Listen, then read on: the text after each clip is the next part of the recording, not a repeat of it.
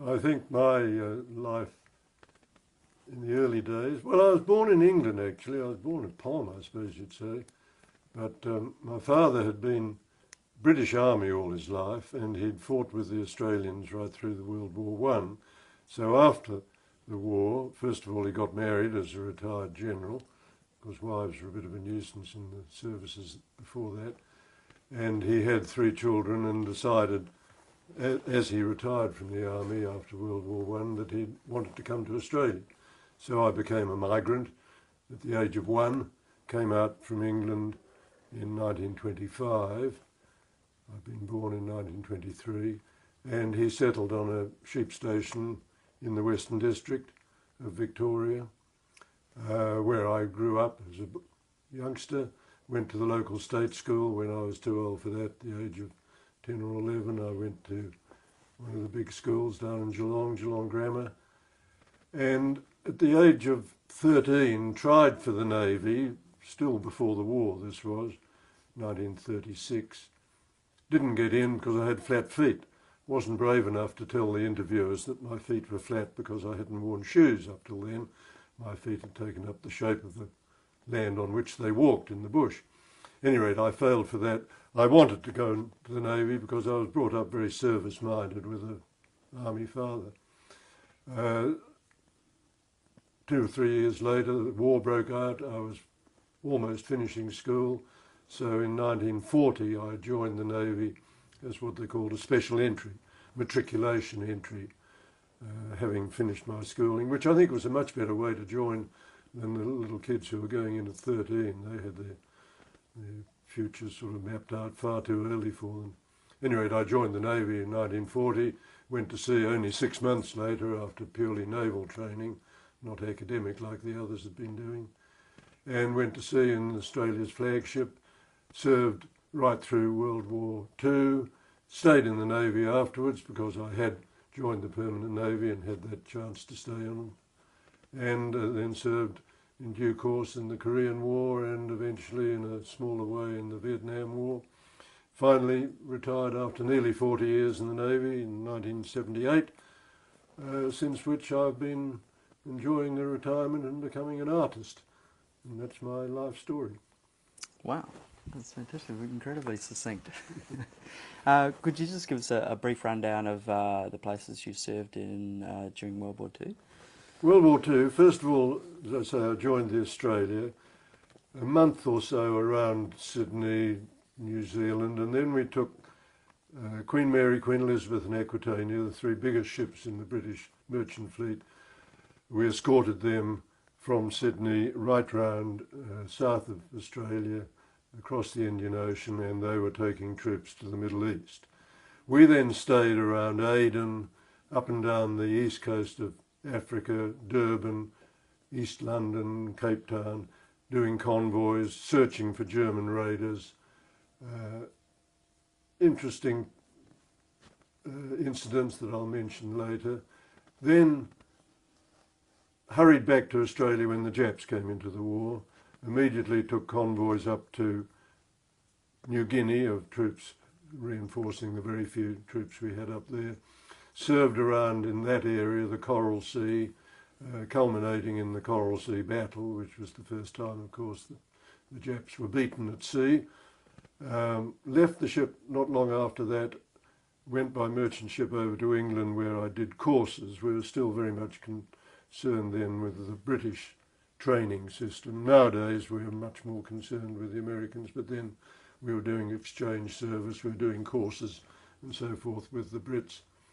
And I did courses there for a few months, after which there was no quick trip home, so I asked whether I could get into something smaller than the big cruiser I'd been in, and I had an interesting month or so in coastal forces, in motor gunboats in the east coast of Great Britain in the Channel. Came back then, rejoined the Australia. While I'd been away, the Guadalcanal actions had been taking place, and we'd lost our sister ship, the Canberra, in the Battle of Savo Island. And we were up around those waters for a bit. I was with the Hobart when she was torpedoed. I was in the Australia and actually happened to be on watch and was looking at her when she was torpedoed. She survived. Not long after that, I left the ship again, went across back to the Indian Ocean, joined a British cruiser, took passage incidentally in a small aircraft carrier from Melbourne to India, and then joined this cruiser. We went up the Persian Gulf for actions there a bit, and gradually realised that the main task we were going to do was back in England. We went back through the Med, one or two incidents in the Med, and then we worked up for the Normandy landings. I was one of the few Australians probably in the Normandy landings because we were very busy with the Japanese back here in those days, but I happened to be the only Australian in this British cruiser, and we did the landings, bombarding on the Sword Beach in Normandy, and after that became a sort of mothership for all the small craft there, during which I spent quite a bit of time ashore with the Army, helping them out because I'd been the gunnery control officer of the ship, and we'd become a mothership rather than a bombarding ship. Left the ship again to come back, but again passages were a bit remote, so I had an interesting time. That time I thought I'd like to see what the Air Force did, and I joined an Australian Beaufighter squadron in Norfolk who were attacking German shipping off the Dutch coast, and it was interesting to see the other side of life, what it was like to be being shot at by a ship rather than being in the ship shooting at the aeroplanes. When I finished that, I got passage in another naval ship back through the Med to Ceylon, where I joined an Australian destroyer, the Norman, served in her up and down the Burmese coast, doing the final Arakan advance down the coast of Burma, with Bill Slim, the general, doing his famous victory procedure down the coast. When we'd successfully done that, we rushed back round the south of Australia, rejoined other N-class in Sydney and joined the British Pacific Fleet, went up north with them, operated with the British aircraft carriers who were operating with the American carriers, an enormous collection of ships by then. We did the Okinawa landings, the Sakashima landings. We were preparing to do the landings in Japan, which was a worry for us all because we realised how fanatical the Japanese were. And fortunately, I think still, the atom bomb put an end to the war before the millions that would have been killed in the final struggle. We actually were off the coast of Japan and saw the sunset on the night of what we next morning found out was the atom bomb on Hiroshima, which was quite an interesting experience. And that was the end of the war. And we had all the post-war business of gradually running down and returning to Australia. I stayed in, as I mentioned earlier, in the war, in the Navy then, and only a few years later we found ourselves starting the Korean War. You were also in Beecroft? Oh, we spent 2 or 3 trips up in Beecroft, yes. Immediately after the war, in fact, we took, in the frigate I was then in, the Murchison, we escorted the main Beecroft contingent from Morotai up to Japan, having at that particular time to tow a LST all the way, which broke down right at the beginning. So that was quite a long tow we had to do to get them there. And so Beecroft, we operated all around Japan in the occupational forces, and in fact had done one trip up there in the Bataan in 1949 and were going back for a second trip in 1950 and left Hong Kong the day the Korean War broke out. So we were in Korea fighting the Korean War 3 days later. We were right at the beginning, and the first 6 months of that war were the most active, and that was the 6 months we had. Then I came back and went on with all sorts of peacetime activities until finally the Vietnam War, when it was on, I was commanding the big fleet tanker, the Supply, We weren't very warlike. We didn't go in and fire guns or anything, but we did do a certain amount of, excuse me, logistic support of the ships that were taking troops in or bombarding them. So I claim I was in 3 wars, and then finally I had a few more peacetime jobs and retired quietly in 1978. That's good. Okay. Well, look, let's go back to the beginning now, Excuse me. and we'll talk in a lot more detail. Firstly, I understand your father was awarded the Victoria Cross. That's going way back, yes. People always, when they hear he had a Victoria Cross, they say, oh, World War Two? And I say, no. World War One? No. Boer War? No. Before that? And I said, yes. The Khartoum expedition of 1898, with Kitchener relieving Khartoum in the Battle of Omdurman. My father was one of 4 Victoria Crosses, virtually one on horseback with a sword. I think he was waving a pistol around too. So that's rather fun to have always had that in the family, and I still have the Victoria Cross hanging proudly in my dining room. Well, tell And us. because he was a soldier and had spent his whole life in the British cavalry until he became more of an infantryman in World War Two, I was sort of service-minded from my upbringing. He'd left the army before I was born, so I didn't actually see him being a soldier, although he often got back into uniform and went off and did Anzac Day parades in Western Victoria and that sort of thing, opening war memorials. There's one down at Portland that I always like to have a look at, opened by and dedicated by Major General Sir Neville Smyth, VC. So I've always been rather proud of that. Well, you were born in 1923. How old was your father then? He must have been about 55. As I said earlier, he retired from the army and then got married. It must have been quite a shock for my mother, who was 20 years younger than him, to find herself marrying a knight and a general and a VC winner. Normally you marry somebody who's in their 20s, not somebody who's in their 50s. So he was knighted as well? Oh, he was a knight, yes. At the end of World War One.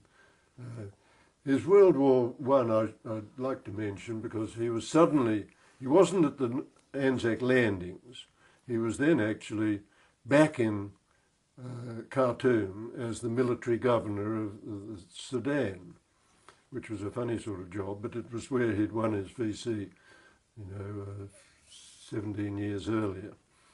And the General Bridges, you may remember, who was the head of the Australian forces at Gallipoli, he was killed early in May, and one of the brigadiers was promoted to take his place as the divisional commander, and they didn't want to promote the colonel under him up to brigadier, apparently. He was too junior at the time, and they looked around quickly for someone to take over, and there were various other British officers still with the Australian forces then, and they grabbed my father from Khartoum and rushed him up at very short notice, and he took over the 1st Brigade of the Australians on Gallipoli, where he had a very active time, including, I think, the only battle we really won in Gallipoli was the Battle of Lone Pine, and he was the commander of the brigade that fought the Battle of Lone Pine. I've always been rather proud of that. And from then he stayed with the Australians. He went to France with them after the evacuation of Gallipoli. In 1916 he was promoted from Brigadier General to Major General, and he took over the 2nd Division, right through Poitiers, Passchendaele, all the nasty battles on the French and Belgian area. By halfway through that he was given the commander of the Order of the Bath, and he was given the French Croix de Guerre and the Belgian decoration, and at the end of the war was knighted, and he left the Australian forces early in 1918 when they finally Australianised completely the commands. He was the last of the British officers to leave. I think he was well, I like to think, obviously, he was the most popular of the British officers amongst the Aussies, partly because he had a VC and they knew that he was a fighting general and not one of these generals who hid behind the lines and ordered everybody in to be slaughtered.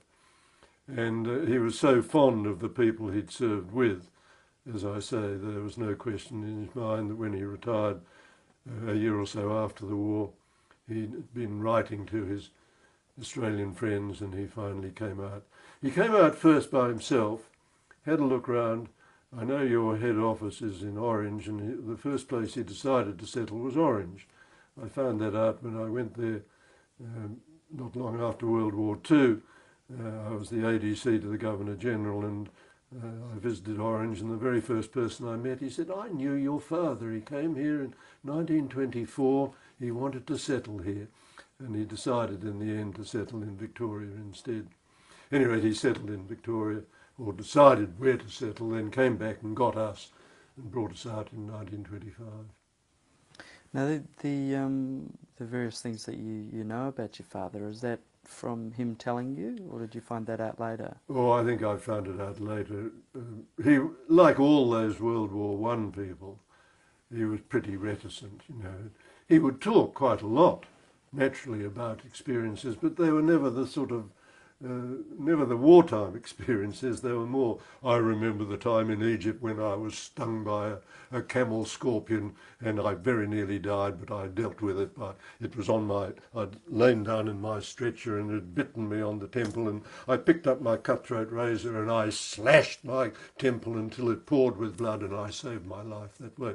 He'd tell you those sort of stories, but he wouldn't mention that the day before he'd been slaughtering dervishes in the final battle to track down the Khalifa Abdullah, the successor to the Mahdi, that sort of thing. So yes, and I've read a lot about him. There are lots of books in which he gets mentions, the official histories of the war, the Australian official histories, and other books like that. I've never been able, unfortunately, to get his biography written. One person was very keen to do it, worked on it for 10 years, got it through almost to the beginning of World War I. After all, he'd started his actions, his frontline service had been in 1890 up in the northwest frontier of India. So there was quite a lot before the World War I time came. And the chap who was writing it finally died, unfortunately. I've still got his prepared work, but I haven't found another author yet to do the rest of it. All right, so if there's anyone out there... Yes, well, I've got one or two in mind still. Okay. Can you tell me about your early childhood in Australia and what your first sort of memories were? Delightful life on a sheep station in Western Victoria, riding my little Shetland pony with my sister 3 miles to a little country state school every morning when I was, well, before that I suppose, we first of all had a governess because there was no state school at that stage within cooey of us. And the three of us, I had an elder brother and an elder sister, and the governess would try to look after us and keep us under control, which was impossible. We had a delightful life in the country. I had my own dog. I'd go wandering around with my dog and my air rifle first, and then later on a .22 rifle, and finally a .410 shotgun, shooting rabbits, and actually shot a fox one day, which was very exciting, all at the age of about 8 or 10. And lots of trips with a very good, the overseer on our sheep station was an ex-English fellow, but a great hunter. He loved going hunting kangaroos and fishing, and he taught me all the bush boy sort of activities that, as I say, I seldom wore shoes. Even riding to school you didn't need shoes because your bare feet were in the stirrups of the saddle. So I had a delightful life there, 2 years at the little state school where there were 10 or 11 pupils only. I think the second year I claimed to have been the dux of the school, but as there were only 12 pupils, it wasn't terribly clever of me. And then I had to sort of go put on shoes and go to school down in the big cities. But it was a wonderful upbringing there. And my father was very having been a cavalryman, everything was done with horses. You know, he did all the ploughing with a horse-drawn plough, and he even had a paddock which he called the polo paddock. I don't think he ever actually played polo there, but he'd been a polo enthusiast in the army. He'd been a big game shooter. We had a house full of stuffed tiger skins and lion skins. He walked into the hall and there were three lion skins and one tiger skin with just the head stuffed and the rest of it, the skin lying on the floor. And you looked into these gaping mouths and flashing eyes as you walked into the hall. All those have long since rotted away, but that was the sort of upbringing I had. An ex-big game hunter soldier who to me was the sort of automatic hero for every small boy to look up to. And how big was your sheep station and whereabouts was it? It was a place called Balmoral, north of Hamilton, south of Horsham, Western District. It had been a very big station, I suppose 20 or 30,000 acres. It was taken over after World War I for the closer settlement of returned men. Actually, Indian Army officers for some reason were allocated to that particular area. Not Indians, but British people who'd been in the Indian Army. And so the main homestead was reduced to 1,000 acres, and lots of other 1,000 acre blocks were set up and houses were built on them, and all these Indian Army officers were settled in there. And the people who'd owned the main homestead, Kongbool as it was called, were so disgusted at being reduced compulsorily to 1,000 acres that they sold the place to my father, who'd found it for sale at that when he came out. And so we started off with only 1,000 acres. The Indian Army officers were partly not on really blocks of land that were big enough. Secondly, they didn't know very much about running a sheep station, hardly knew what a sheep was. And so by the time the next war came along, only 15 years later, they'd all failed and moved to the city and disappeared, all except one family, I think. And my father had gradually bought up 2 or 3 of the other ones. I think we finished with 4,000 or 5,000 acres, running merino sheep, lovely rolling red gum country, one of the nicest parts of Victoria. I think it's not flat and dull or bush. It's just big red gums spread park-like over nice rolling hills with beautiful white merino sheep. My wife never forgave me for not going back to the farm after World War II when I could have gone. My father had died early in World War II, but I decided to stay in the Navy. I often regret it myself to a certain extent that I didn't go back. My mother had kept the farm going during World War II for me or my brother. We both said no. I said I wanted to stay in the Navy. My brother had been invalided out of the Welsh Guards after being wounded in Italy during the war, and he'd become a diplomat, and he said, no, I want to be a diplomat. So the place was sold, and we've rather regretted it ever since. Now, was your father being an army man, was he a very strict father? I don't think so, no.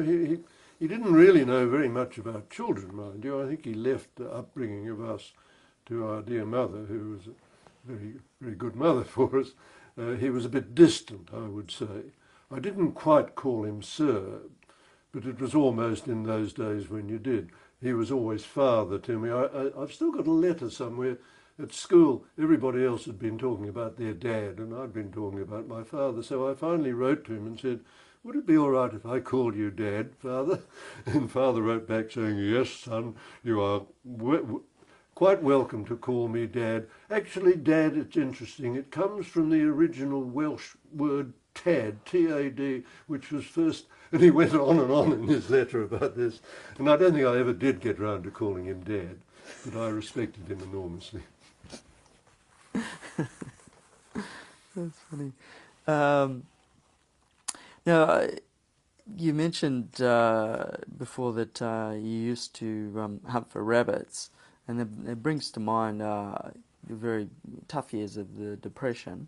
and you would have been around about 7 or 8 when the Depression Yes, I started. don't really remember the Depression as such. I mean, obviously it was on. I can remember the tramps who seemed to be more numerous then. They'd come up and ask for something at its basic, just a meal, but often asking whether they could do a bit of work, and we'd try to give them a job with the man on the place. We only had about one person working on the place, perhaps two.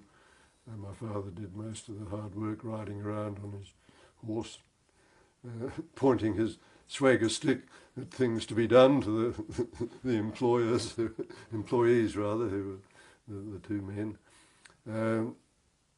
The fact that he was able to send us all to boarding school surprises me in retrospect, because I don't think he ever really made very much money on that farm. He wasn't a farmer at heart.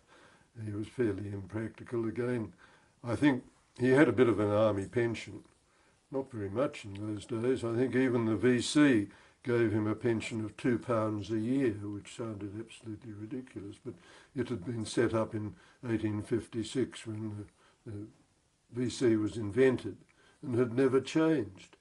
£2 then had been probably quite generous, but he had something else too. And it wasn't really until he died and that pension disappeared with him in 1940 that my mother had to make the farm run, and she ran it during the war. All the men on the farm went off to the war. She was running it single-handedly with the aid of one local dwarf, who was a charming little fellow, but he was only about 3 foot high, and he couldn't even reach up to milk the cows. So my mother had to milk the cows and carry the milk buckets back to the dairy. And later he was added to by an Italian prisoner of war who'd been a circus trapeze artist in his peacetime and was delighted to have been captured. He didn't like fighting the war, and he was a very pleasant fellow. I like to think that he perhaps even settled in Australia after the war. I don't know about that. Okay. Well, your mother sounds like an extraordinary woman. Tell us a bit about her. Well, she was, I think, extraordinary, and anyone who remembers her, particularly the sight of her, and there were 1 or 2 books written a few years ago, somebody who'd gone there as a land girl at one stage during the war to help out, and knew that she was going to meet Lady Smyth, who was obviously quite a frightening sort of person. The person she met was wearing very old clothes and sort of with a belt full of knives and shears and a woolen cap pulled down over her head, riding a horse and saying, "What are you? Oh, you're the new girl. Right, straight down to the dairy and milk the cows, because I haven't got time today to do it."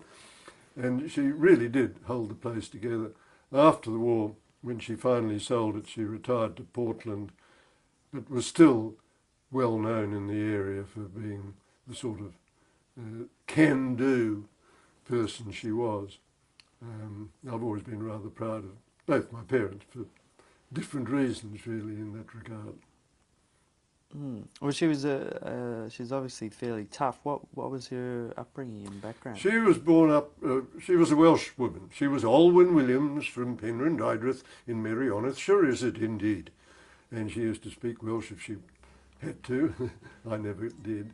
But I've been to Wales, obviously, and met her cousins. And her father was a baronet, actually, Sir Osmond Williams, the head of Merionethshire, the northern Welsh county, I suppose you call it.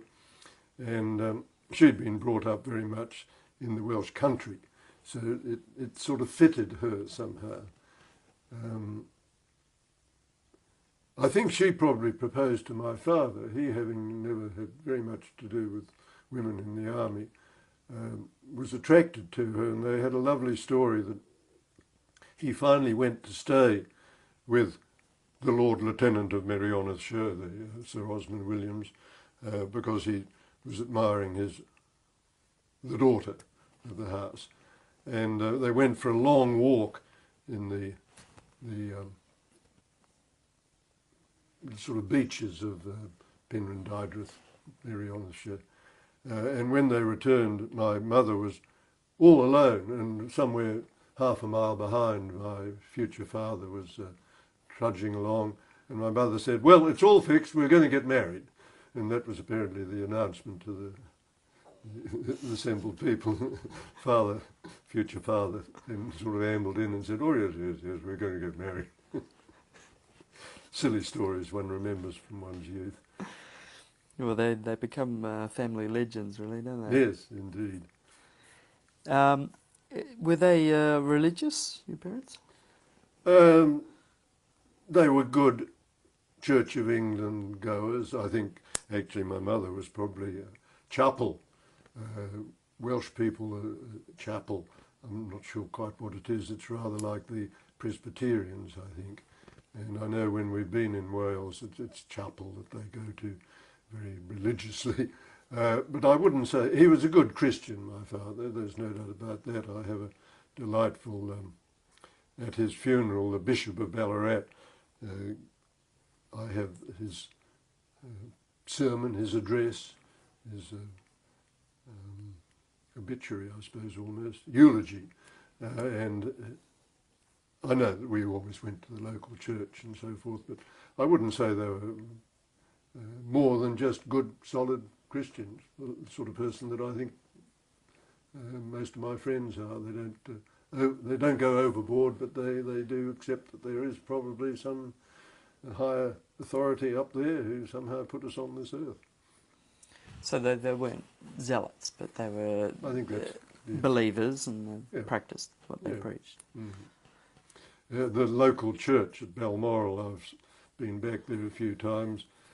When my father died, we presented a rather nice carved wedge-tailed eagle as the lectern from which the lessons are now read, and there's a nice brass plate commemorating the fact that he worshipped in that church, and he's buried in the little Balmoral cemetery.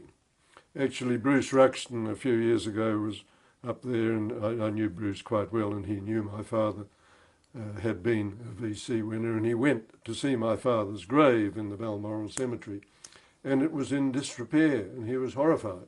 And he came back and he made quite sure that it was arranged from then on that every VC grave in Victoria would be properly looked after henceforth by the RSL. So that was something. We were a bit ashamed. We had been up and cleaned it up a few years earlier, and then we'd forgotten about it. And good old Bruce Ruxton fixed it for us. So now it's being looked after. Okay.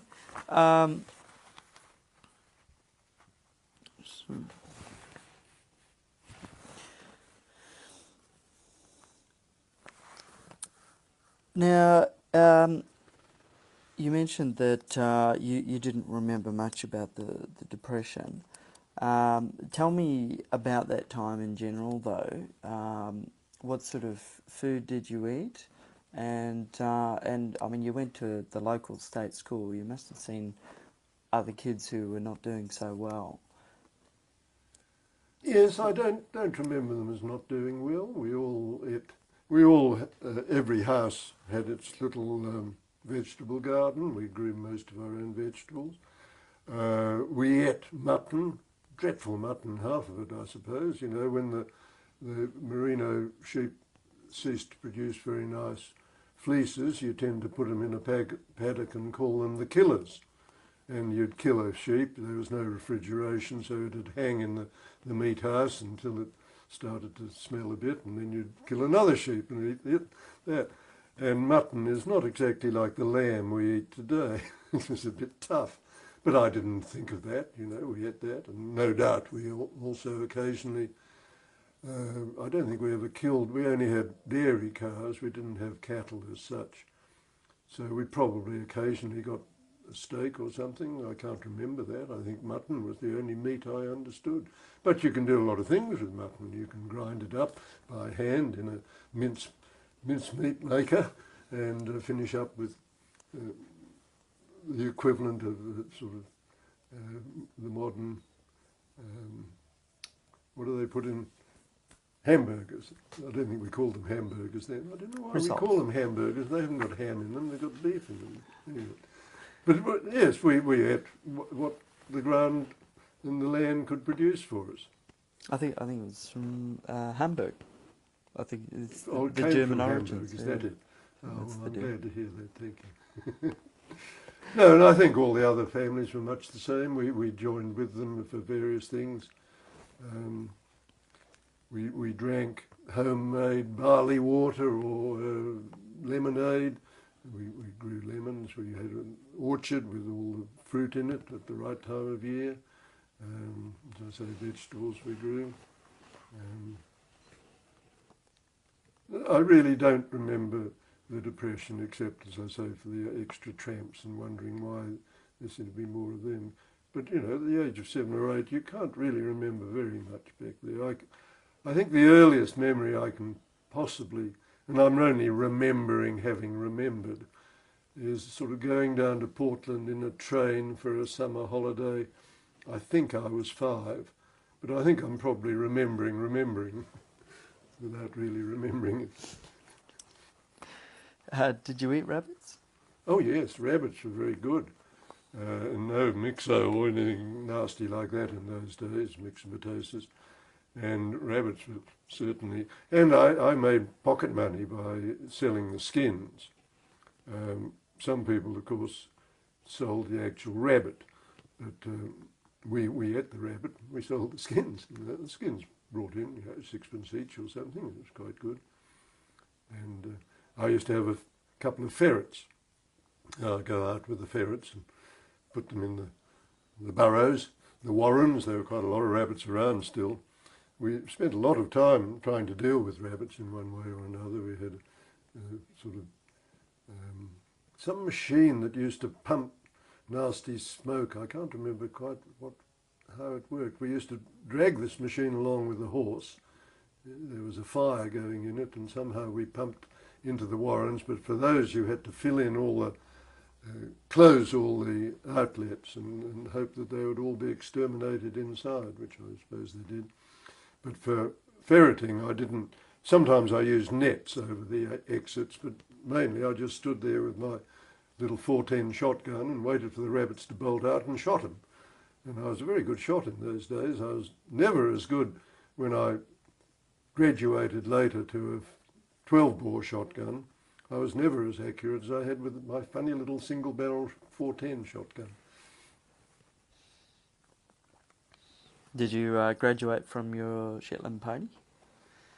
Not really, because once I left the state school and went down to the big school, there were other ponies. There was a bigger pony I rode occasionally, but I really haven't ridden since then. A few years ago, I was 1973. That's 30 years ago. I was asked to lead the Anzac March here in Melbourne.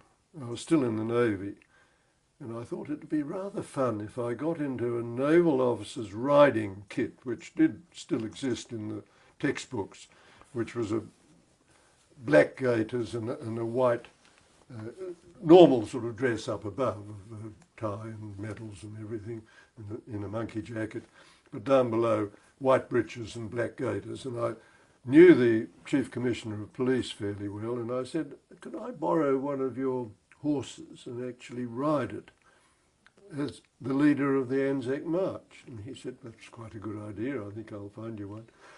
And then I'm afraid I went chicken. I thought, no, I'm still in the Navy. The Navy's probably going to say that I shouldn't be behaving like that. And at any rate, I might fall off and disgrace the Navy because I haven't ridden a horse. So I didn't do it. And I even thought of doing it again 3 years ago when they asked me once again to lead the march. And I thought, no, I'm now very much retired. I'm nearly 80 and I don't think I should be trying to ride a horse. So I didn't. Okay, now tell me about... Actually, I'll pause there. We finished?